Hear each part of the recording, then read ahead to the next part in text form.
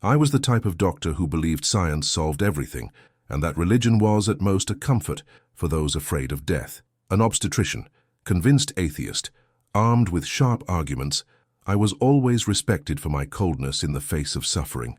After all, human pain to me was just a symptom, until a simple no in a delivery room completely dismantled me from within. She didn't want me to touch her. It wasn't arrogance. It wasn't distrust. It was something deeper.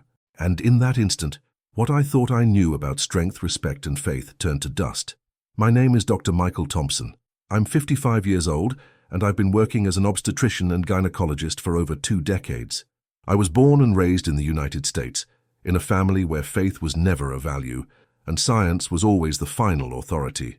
I was never the type to be moved by testimonies, visions, or so-called miracles. I believed only in what could be proven, measured, and peer-reviewed. Most of my career was spent in major hospitals, delivering babies, managing high-risk pregnancies, and training new residents. I thought I had seen it all: joy, loss, medical challenges that defy textbooks.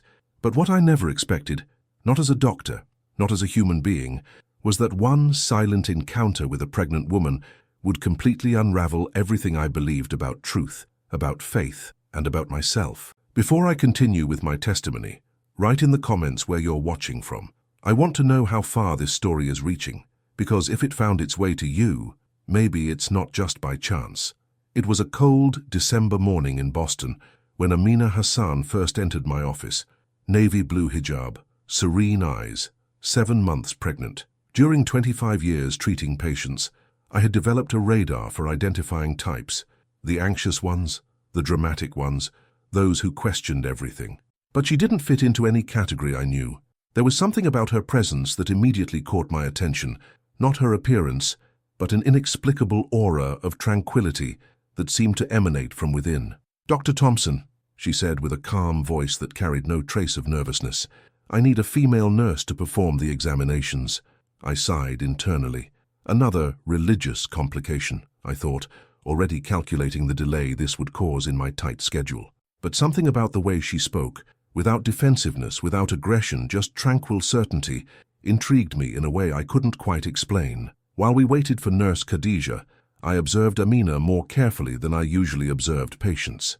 Her hands rested on her belly in gentle circular movements, and she murmured words I couldn't understand. The rhythm was hypnotic, almost musical. She didn't seem nervous like 90% of the pregnant women I treated daily. There was a confidence that challenged everything I knew about expectant mothers facing their first appointment with a new doctor. "Nurse," I asked Khadija afterward, "have you ever seen a patient so centered?" Khadija smiled knowingly. "Doctor, wait until you see her in labor.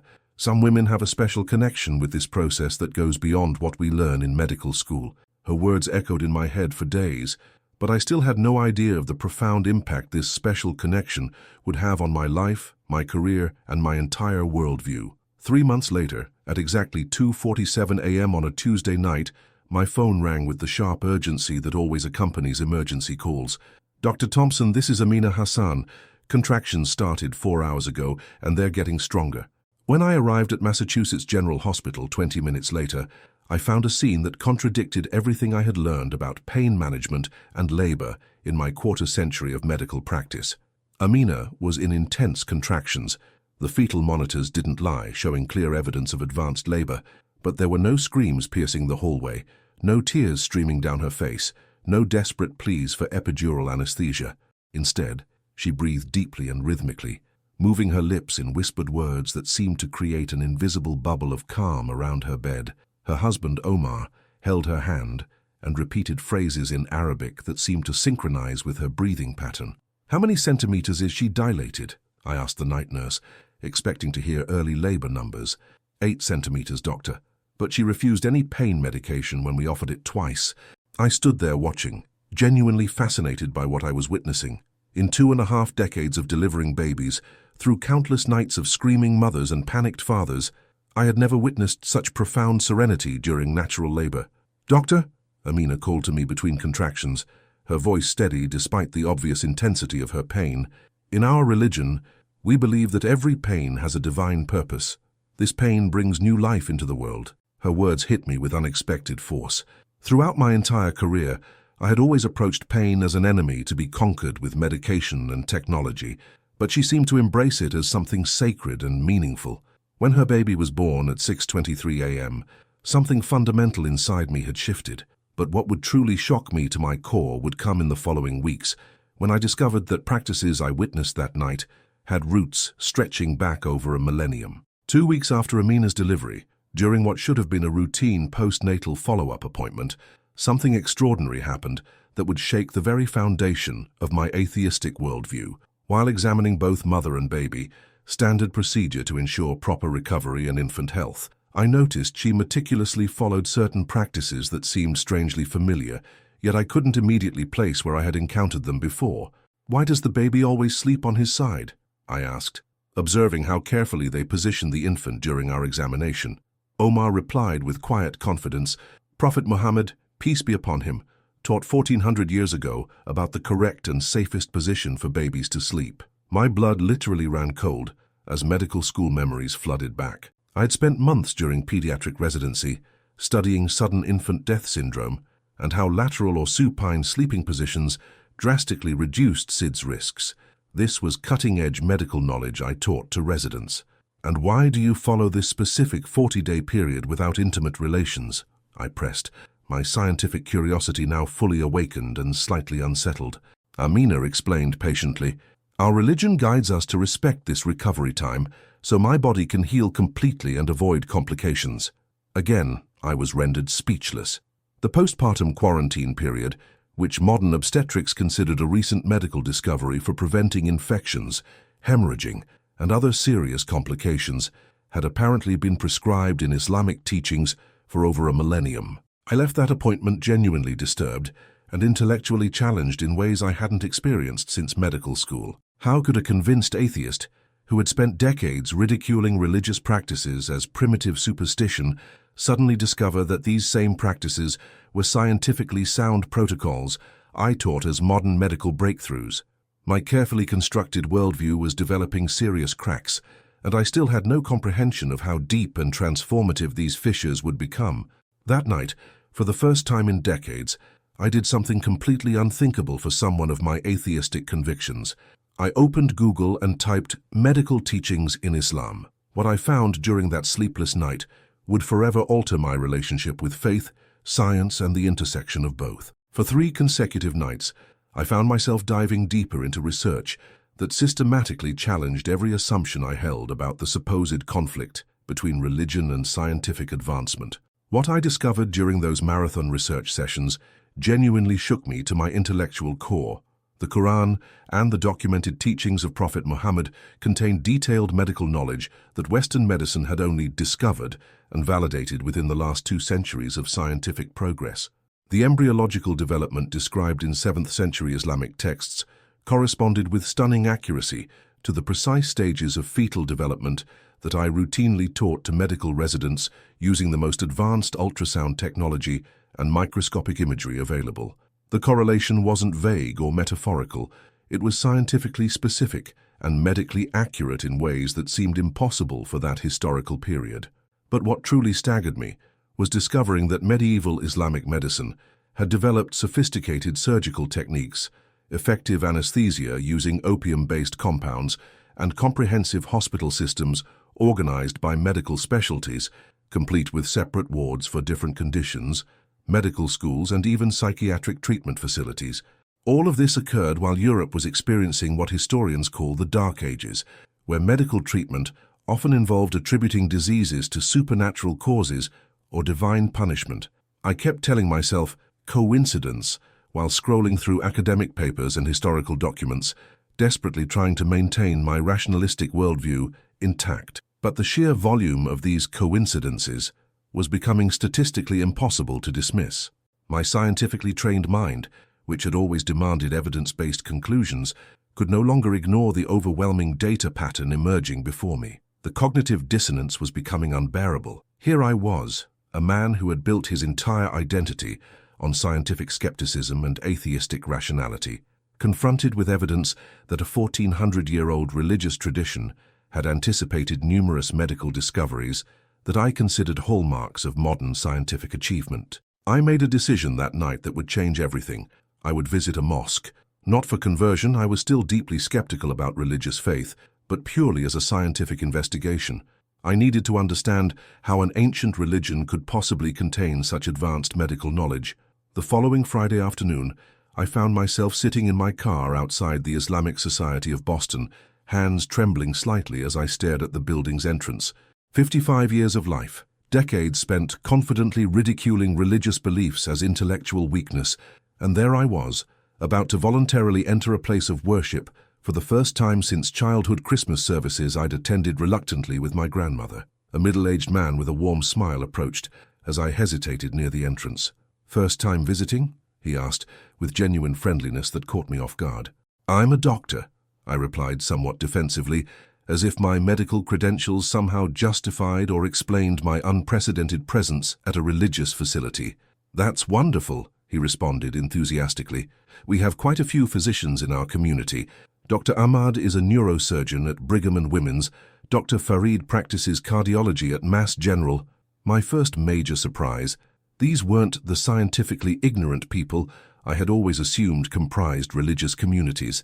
During the Friday prayer service, I observed men of remarkably diverse backgrounds, different ethnicities, ages, and clearly various professional levels, all participating in synchronized worship. I recognized the confident bearing of educated professionals, engineers, university professors, business executives, even what appeared to be other medical professionals.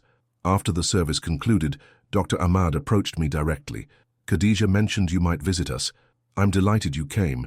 What followed was a 2-hour conversation that challenged every stereotype I held about religious believers and their intellectual capabilities. He discussed Islamic theology with the same analytical precision and logical framework he undoubtedly used when explaining complex neurosurgical procedures to medical students. "Dr. Thompson," he said as our conversation wound down, "in authentic Islamic understanding, science and faith aren't opposing forces competing for truth. Allah gave human beings intellectual capacity, specifically to discover and understand his natural laws through rigorous scientific investigation." His words planted a seed that would grow rapidly. What if my fundamental assumption about the incompatibility between rational thinking and religious faith was completely wrong? I left the mosque that afternoon carrying more questions than answers, but with one disturbing certainty. My atheistic worldview contained significant gaps in understanding that I had never seriously examined or questioned. In the weeks that followed my mosque visit, my entire life transformed into what I can only describe as an existential laboratory, where everything I thought I knew was being systematically tested and questioned. During daylight hours, I continued functioning as the same skeptical, rational Dr. Thompson my colleagues and patients expected. But during evening hours and weekends, I found myself completely absorbed in books about Islamic philosophy, detailed biographies of Prophet Muhammad, and comprehensive histories of medical advancement in the Muslim world. The discoveries were staggering and deeply unsettling to my atheistic worldview.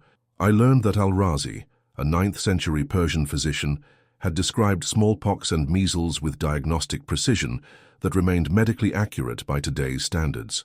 Ibn Sina, known in the West as Avicenna, had written comprehensive medical treatises that European universities continued using as authoritative textbooks for over 6 centuries. How had I remained completely ignorant of this vast scientific heritage throughout my entire medical education and career? But what disturbed me most profoundly wasn't just historical ignorance. It was a deeply personal crisis of intellectual honesty. If I had been fundamentally wrong about Islam's relationship to scientific advancement, what other core beliefs might be equally unfounded? My professional arrogance and atheistic superiority were beginning to crumble as I recognized that what I had always considered evidence-based skepticism was actually willful ignorance disguised as intellectual sophistication. One particularly difficult night, after delivering a baby to another Muslim family who demonstrated the same inexplicable serenity I had witnessed with Amina, I forced myself into complete honesty. "Michael," I said aloud to my reflection, "you have spent 30 years confidently ridiculing something you never bothered to study seriously or understand accurately." The realization was professionally humiliating and personally devastating. I had violated the most fundamental principle of scientific inquiry, forming conclusions without adequate investigation. I decided to apply the same rigorous methodological approach I used in medical research to studying Islam: hypothesis formation, careful observation, systematic testing, and evidence-based conclusions. What I discovered through this disciplined investigation would completely transform not only my religious beliefs, but my entire sense of personal identity and professional purpose. 2 months into my systematic study of Islamic teachings and their relationship to medical science, something happened during a routine night shift that would prove to be the turning point of my entire spiritual journey. A young woman named Sarah, a recent convert to Islam, arrived in active labor with serious complications that immediately activated our emergency protocols. The situation was medically challenging. Breech presentation combined with signs of fetal distress and a potentially compromised umbilical cord, exactly the type of high-risk delivery that typically generates panic among patients and requires immediate decisive intervention from medical staff. But Sarah's response was unlike anything I had encountered in my decades of practice. While our team prepared for emergency cesarean section, Sarah remained remarkably calm, continuously repeating a phrase in Arabic, "La hawla wa la quwwata illa billah," which I later learned means, "There is no strength or power except in Allah." Her quiet repetition of these words created an atmosphere of focused tranquility that seemed to affect everyone in the delivery room, including myself. During the 3-hour surgical procedure that followed, I experienced something unprecedented in my medical career. My hands felt steadier than usual, my decision-making seemed clearer and more intuitive, and my overall focus reached a level of intensity I had never achieved before. It was as if some external force was guiding my surgical technique and enhancing my medical judgment beyond my normal capabilities. When both mother and baby were finally stable and safe, Sarah looked directly into my eyes with profound gratitude and said something that struck me like lightning. "Doctor, Allah used your hands to save our lives today." Her words penetrated something deep within me that had been closed off for decades. For the first time since medical school, I felt that my surgical skills were part of something larger and more meaningful than mere technical competence. I left the hospital at dawn and found myself driving to a quiet overlook above Boston Harbor, where I sat alone in my car and spoke words I never imagined myself saying. "If there really is a God, I need you to show me clearly." What happened during the following minutes defied every materialistic assumption I had held about reality and consciousness. During the week following my unprecedented spiritual experience, I wrestled with what I recognized as the most consequential decision of my entire life. Converting to Islam would require abandoning not merely my atheistic beliefs, but my complete social identity, professional reputation, and intellectual self-image that had defined me for decades. The practical implications were staggering and terrifying. How would I explain this transformation to medical colleagues who respected me for my scientific rationality? How would my secular family react to news that their atheist relative had embraced the very type of religious faith we had always mocked? How would I reconcile this change with my own ego and the professional image I had carefully cultivated over decades? But intellectual honesty was forcing me toward an unavoidable conclusion. Every piece of evidence I had systematically gathered, scientific, historical, personal, and experiential, pointed toward the same inescapable truth. Islam wasn't primitive superstition, but rather a comprehensive system of knowledge that included scientific understanding far ahead of its historical time period. On Thursday afternoon, during my lunch break at the hospital, I finally made the phone call that would change everything. "Dr. Ahmad," I said, my voice uncertain for perhaps the first time in decades, "I need to discuss something with you about conversion to Islam." His response demonstrated the same calm wisdom I had come to associate with practicing Muslims. "Michael, this is ultimately a decision only you can make between yourself and Allah. But understand that becoming Muslim doesn't require abandoning your intelligence or scientific training. It means directing both towards serving a higher purpose."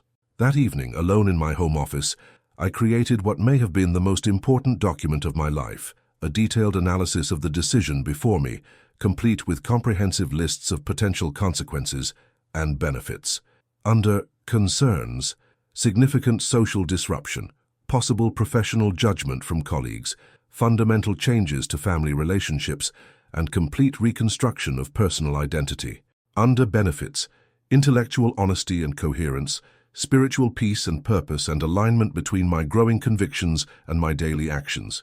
The following Friday, I drove toward the Islamic Society of Boston for what I knew would be my final visit as a non-Muslim. I was no longer going as a curious observer or skeptical investigator, but as someone prepared for complete spiritual transformation. It was June 15, 2018, at exactly 2:30 in the afternoon, when I parked outside the Islamic Society of Boston for what I knew would be my last time as a non-Muslim. I sat in my car for several minutes, fully aware that I was about to cross a threshold that would fundamentally alter every aspect of my identity, relationships, and future. Dr. Ahmad met me at the entrance with the warm embrace of someone welcoming a new family member. "Are you completely certain about this step, my brother?" he asked, his eyes reflecting both joy and the seriousness of what was about to occur. I took the deepest breath of my life. I have never been more certain of any decision I've ever made, including my choice to become a doctor. We proceeded to a quiet room where several community members had gathered to witness my shahada, my formal declaration of faith. The atmosphere was both celebratory and reverent, filled with people who understood the profound significance of the moment, not just for me, but for everyone present who had made similar spiritual journeys. Ashhadu an la ilaha illallah wa ashhadu anna Muhammadan Rasulallah. The Arabic words flowed from my heart with surprising ease before my mind could fully process their complete meaning. I bear witness that there is no deity worthy of worship except Allah, and I bear witness that Muhammad is his messenger. In that precise instant, I experienced something that transcended every category of human experience I had previously known. It wasn't emotional euphoria or psychological relief. It was a profound sense of spiritual homecoming that reached deeper than rational understanding. For the first time in my adult life, my intellectual convictions and my innermost spiritual longings were in perfect, harmonious alignment. All the mysteries that had puzzled me for months suddenly became crystal clear. The inexplicable strength of Muslim women during childbirth came from their deep connection with their Creator. Their remarkable pain tolerance emerged from understanding that suffering often serves divine purposes. The ancient Islamic practices that aligned with modern medicine worked because they represented guidance from the one who created human nature itself. I departed the mosque that afternoon still bearing my professional name, Dr. Michael Thompson, but now also carrying my new Islamic identity, Abdullah Muhammad, meaning servant of Allah, someone who had discovered in Islam not the end of rational thinking, but its highest and most meaningful expression. Today, 5 years after my conversion to Islam, I can state with complete scientific and personal certainty, accepting Islam was the most rational, evidence-based decision of my entire life. I didn't abandon scientific inquiry. I deepened and enriched it with spiritual purpose. I didn't cease being a physician. I became a more compassionate, more effective doctor, who now understands that healing involves both medical intervention and recognition of divine mercy. My medical colleagues' initial reactions ranged from shock to curiosity to genuine respect for my intellectual journey. Many have approached me privately, wanting to understand how someone with my scientific background and atheistic history could embrace religious faith. My response is always the same. Apply the same rigorous investigative methodology to studying Islam that you applied to mastering medicine. If you approach it with genuine openness and scholarly honesty, the evidence becomes overwhelming. My medical practice has been transformed in profound ways that have made me more effective rather than less scientific. I now view each birth not merely as a biological process, but as a divine miracle worthy of reverence. Each life I help save represents not just successful medical intervention, but participation in Allah's mercy. Each patient becomes not simply a clinical case requiring treatment, but a sacred trust requiring my absolute best efforts and compassionate care. For anyone watching this who has identified with my intellectual journey, whether you're a physician, scientist, academic, or simply someone genuinely seeking truth, I extend this invitation. Investigate Islam with the same open mind and scholarly rigor you would apply to any important question. You may discover, as I did, that faith and reason aren't enemies, but allies in the search for ultimate truth. If this testimony has resonated with you in any way, please share this video through your WhatsApp groups, social media networks, and with friends, family members, and professional colleagues. Perhaps someone in your circle is experiencing similar questions and intellectual struggles that I went through. Leave a comment below sharing your profession and geographic location. I'm genuinely interested in knowing how many healthcare professionals, scientists, researchers, and academics worldwide are questioning the false dichotomy between religious faith and rational thinking. Remember this fundamental truth. Authentic truth never fears honest investigation. It invites and welcomes it.